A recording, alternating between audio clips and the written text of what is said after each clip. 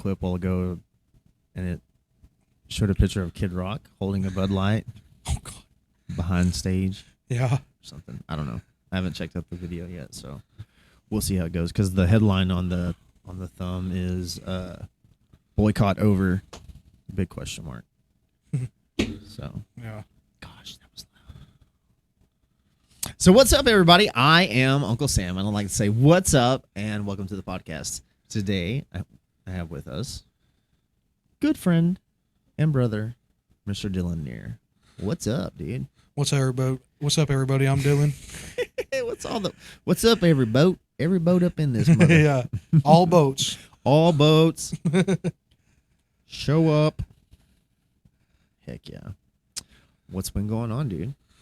Not a whole lot. Just working and going to class and being tired. Going to class. Yeah. 2:00 class. You Love still go to 2 o'clock class, huh? Yeah. Why do you still go to 2 o'clock class, Dylan? I love it. I feel like I need it sometimes, and it's just good to be able to go and, connect. Yeah. My support group. I love seeing everybody there and Preston, and it's just awesome. A bunch of me time. It's nice kind of getting we come to the house of the Lord, and then we do all these things that we want to do because we feel like we want to do them. Yeah. I don't call a church a house of the Lord personally. I don't think it's the house of the Lord. Maybe this is why people don't like me anymore.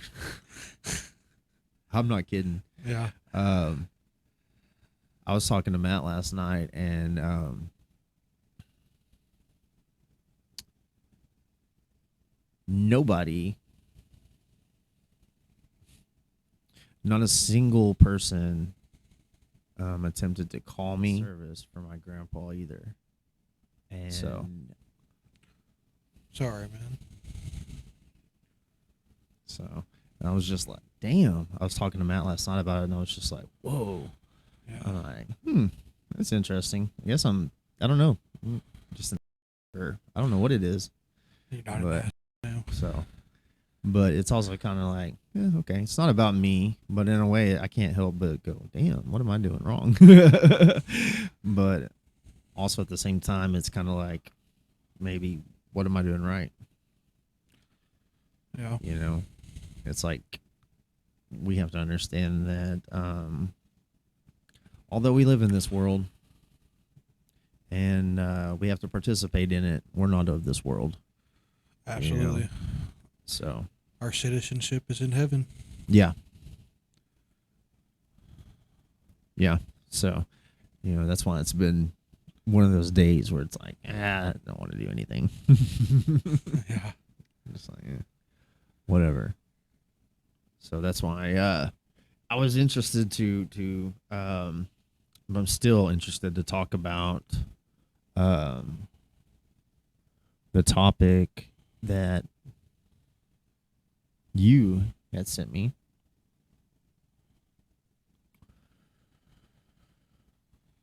Where is it? You have to remind me. The last time I went to 2 o'clock class, this was Sunday. Preston brought up being a patriot and loving America, but also putting God before country, and maybe America falling is part of the plan. Yeah. That was heavy on my heart. That's exactly what you said too. Yeah. Yeah. You said it's been on my mind heavy. Yep. What part of it? What do you mean? What exactly sparks your interest in that? What's concerning about it? Or, why do you care? Or what do you think? I mean, Well, I care because, this is not the country we grew up in anymore. yeah. Absolutely.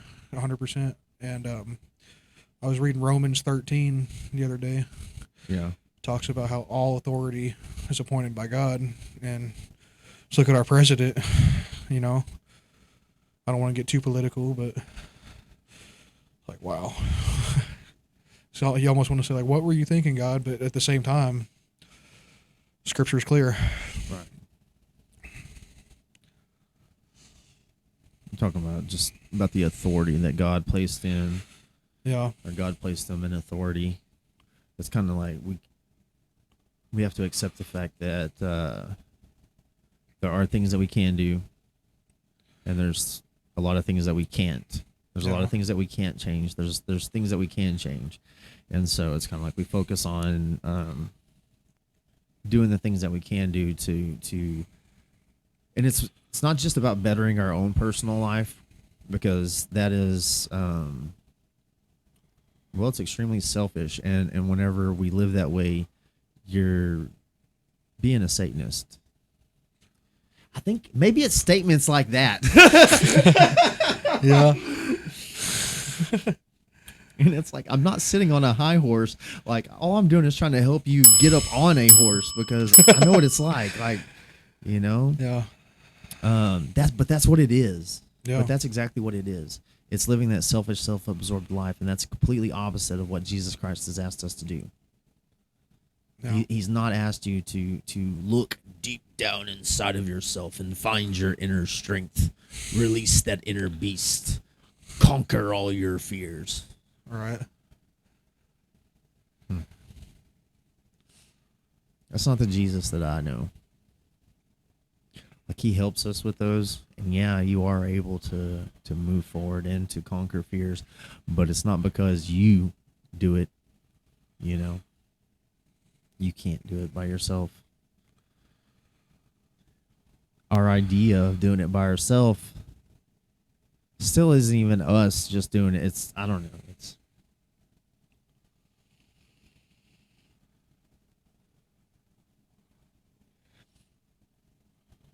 so what more specifically, whenever you talk about America falling, why do you bring that up? I mean, why? I mean, because in our history, in our short history, I mean, we've had ups and downs. We've had wars. We've had civil war. You know, how are we falling? How are we not just like in a, you know, how is it not going to get better? I mean, it's going to get better. It has to, right? I think it comes down to not enough people caring to make a difference. Does that make sense? Well, I don't know, man. I mean, if you get online, or even if you look on TV, it's like there's a lot of people out there making a lot of noise about a lot of stuff. So That's true. So, Or not enough people like willing to do what needs to be done. define what needs to be done, though, because there's a lot of people out there doing stuff, and there's a lot of people trying to do this, and there's a lot of people trying to do that. We have people in the religious communities trying to do things. We have people in the atheistic, agnostic communities that are trying to do things. You know, we have all these different types of people that are trying to do things. We have, so what's the right thing to do? I think one thing is drain the swamp. I know you probably heard that term before. Well, how do you go about doing those things? That's the part of the struggle. The question. I don't know how to answer that. You know,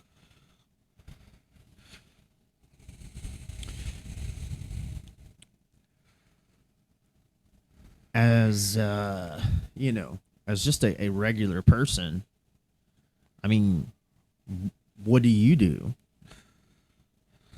I just had a thought. So voting is one thing. Okay, there you go. That's one thing I can do.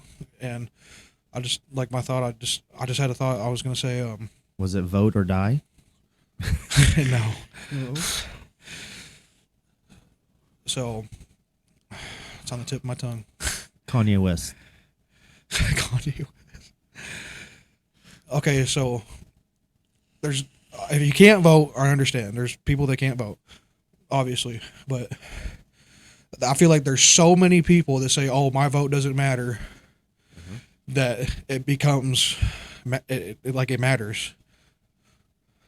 Okay, here's something to throw at you. Okay. Say you have someone that's 36 years old, never voted in their entire life. Okay. They finally vote, and it didn't make a difference. But see, that mindset, there's so many people that have that mindset that it doesn't not make a difference. I don't know if I worded that right. Do you get what I'm trying to say? There's so many people that think that way, that it does matter. Yeah, but in my experience, or in, let's say, in this 36-year-old, it happened to me. It was the first time I ever voted, and it was like, Yeah. what the hell? Like, the things that I knew that were going to take place here in Texas took place the way they were. But overall, I'm like, what the heck? Like, what's the point of this? You know, and it wasn't just, and everybody can agree that the 2020 election was a complete cluster F-bomb and a half. Yeah. Okay, we're not going to get into all that, all the political parts of it and all that stuff. We're not going to get into that at all. No, sir. But we can all agree that there was huge messes all the way around, and it still continues to this very day. The whole mess with it. So why should I vote though? It just doesn't seem like it doesn't matter, because like I said, the point is that I'm making with this is that the things that I knew were going to happen here in Texas, the things that I knew that were going to happen here in my local town, they happened, you know. Yeah. But I also voted for those people. And here's the thing about electing, whenever we start voting for our Congress people and our senators, whenever we vote for our mayors, whenever we vote for, you know, our local politicians, that's where we start. We got to know those people, you know, and that's something that even I used to know. I know Drew Springer is one of them, is one of our representatives in this area. We went down and met him. He came through Alney, and right before the election last year, and the House of Mercy. We went down. They had it at the was it the newspaper Probably museum or whatever down here. So we got to meet him. That's the only, and I don't know. I can't even think if he's Senate or Congress. I can't even. That's how absent I am with it. You know, that's how little I know about it. You know, it's like we should know these things. Like at the very least, right? You know, even if we're not really involved, you know, overly involved in politics, we should at the very least know the individuals that represent us, you know. And so if I don't even know the name of the representative for what room do I have to complain about anything? Yeah. You know? So, because we can say drain the swamp, we can want those things, but it's like Sam, cannot physically do that. You know, we have to get out there and we have to, like you said, vote in those elected representatives. Yeah. And they then do what we would ask them to do. The problem being you have so many of those people that have been living in the Senate, that have been living in Congress, you know? Yeah. Do you know how long or Joe Biden's been in government? I think like 50 plus years. 50 Yeah. years. Altogether. I read a deal the other day, and Dianne Feinstein is older than the chocolate chip. I'm dead serious. The chocolate chip was invented in 1938. She was born in 1933. Yeah. I could be a little off about that, about the exact dates, but I know for a fact that she is older than the chocolate chip. Yeah. I just thought of something. I seen something on Facebook the other day. It said, 2024, I'll vote for anybody under 80. It's true, though. Yeah. It's like at this point, I mean, come on, guys. Yeah. People, we got to wake up, dude. Oh, before I forget, a solution topic. Shorter terms in Congress, I feel like would be a big... Yeah, I think term limits. Yes, yeah, that's what the term I was looking for. Yes, yeah, term limits. I can't remember. I think it was Vivek made a statement that said if I, he's running for president. So he's saying if I get elected as president, if I'm president, I can only serve as president for the maximum of 8 years. How in the world are the people that are working for me, they're able to have this job for, 5 times, 6 times, 7 times longer, some of these people? Yeah. I'm like, come on, dude. But he's got a very good point. Have you been looking at Vivek Ramaswamy? I think I said his name right. I've heard of him, I think, but I have not been looking into him, no. He's my age. Oh, wow. Yeah. We're the same age. Either by a year up or a year down or right in there. But Yeah. I can't remember if he's 38 or 39. But yeah, I'm like, holy crap. All right. And he's smart. I like what he has to say. I hope he does well. I think he's got a future. It's kind of funny if you look at the way things are playing out right now. They're kind of, my opinion. If everything goes the way that the Republicans want it to go, if Trump would be elected as president, Vivek would be a strong VP. Like that's where he needs to be. That would be a realistic goal for that. Yeah. Like, because Ron DeSantis is out of there. Like, there's no way that Trump and him, like, that's never gonna. There's no just, contest. Yeah, they'll never work out, and DeSantis is just dropping and dropping and dropping. Vivek's rising and rising and rising. It's pretty cool watching some of these younger people or no name, like even RFK Jr. making a bunch of mess and whatnot. I'm trying to learn how to adjust without hitting my desk and shaking everything. Yeah. And I was trying to make sure to set up that table so that it wouldn't hit the tripod and stuff. It was like I hit the table and I was like, if he reaches over and he hits it, I was like, can you hit it and it not? I was like, okay, cool. I was like, man. But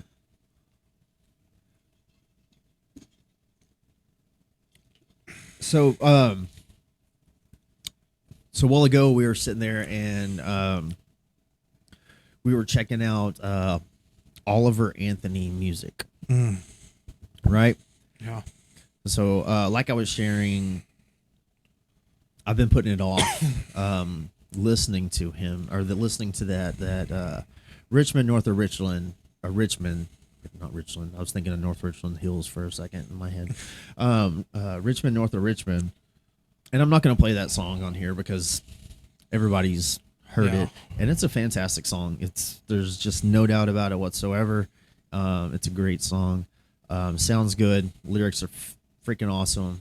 You listen to the soul in his voice. Yeah.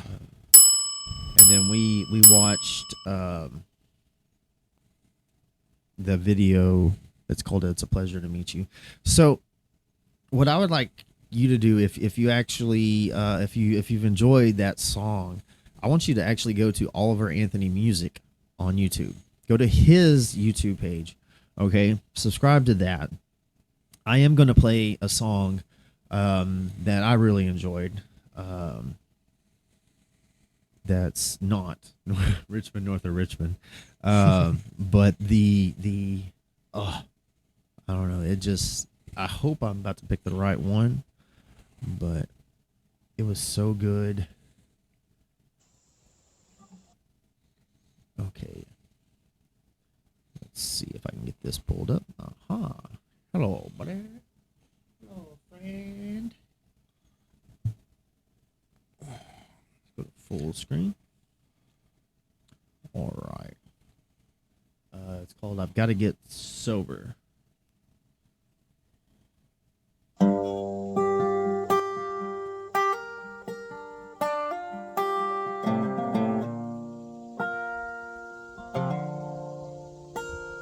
Well, life we've been given and the way we've been living, just a song that we write till we die.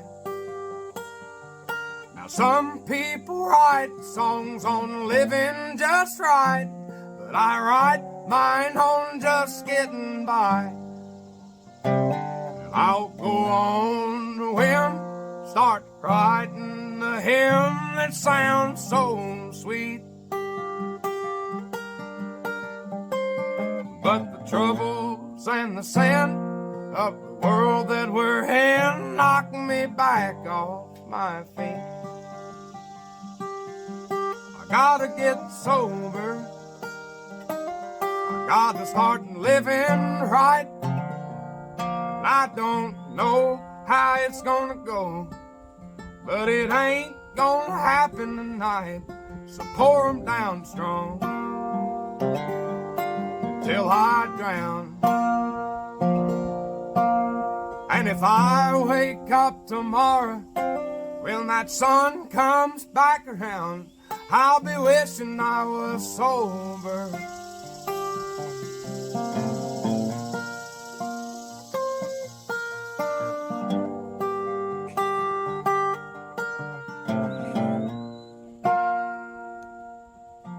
Well, the liquor and the bowl, they've been saving my soul from the pain that the world's put on me.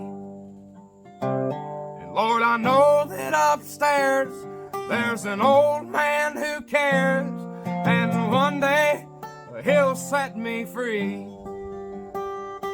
I'll go on a whim, start writing a hymn that sounds so sweet.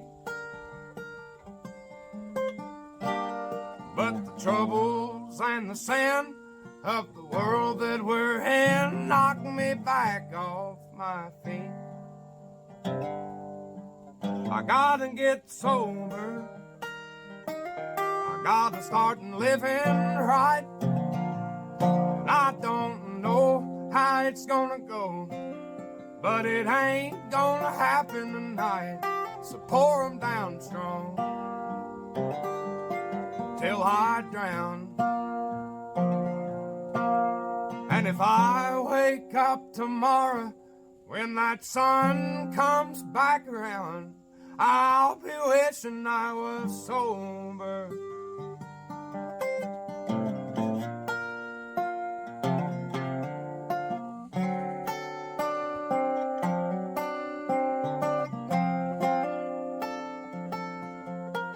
Well, the life we've been given and the way we've been living, just a song that we write till we die.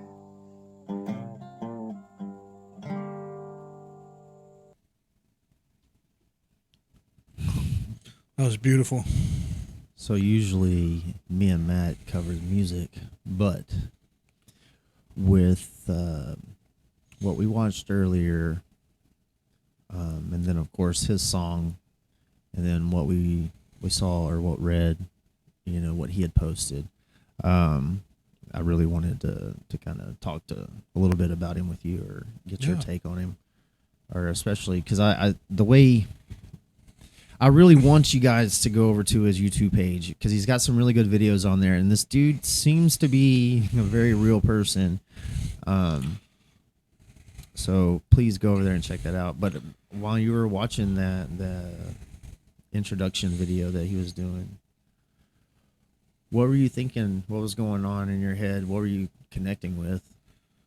Just the raw emotion. He's just a normal guy like you and me. Yeah. Just trying to make it. He just poured his soul out into that music. It's just beautiful to me. Yeah, you could hear that in his voice. Yeah.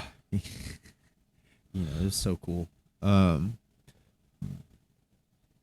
I think it's really amazing that so many people are being drawn to him and that sound, into that music. And, you know, for me, it's like, it's real. Like, his lyrics are real. Yeah.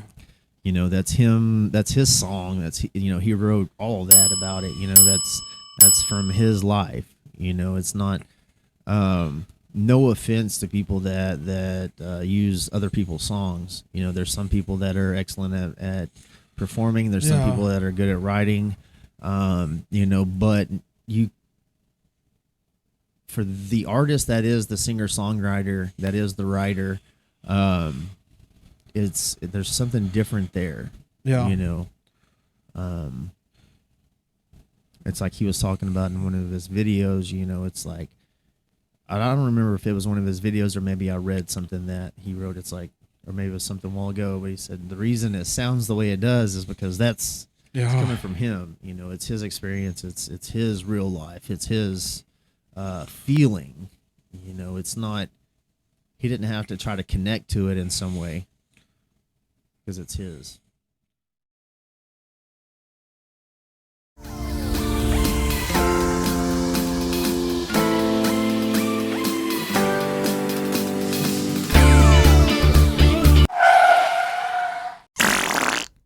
Jeez, Sam. Really?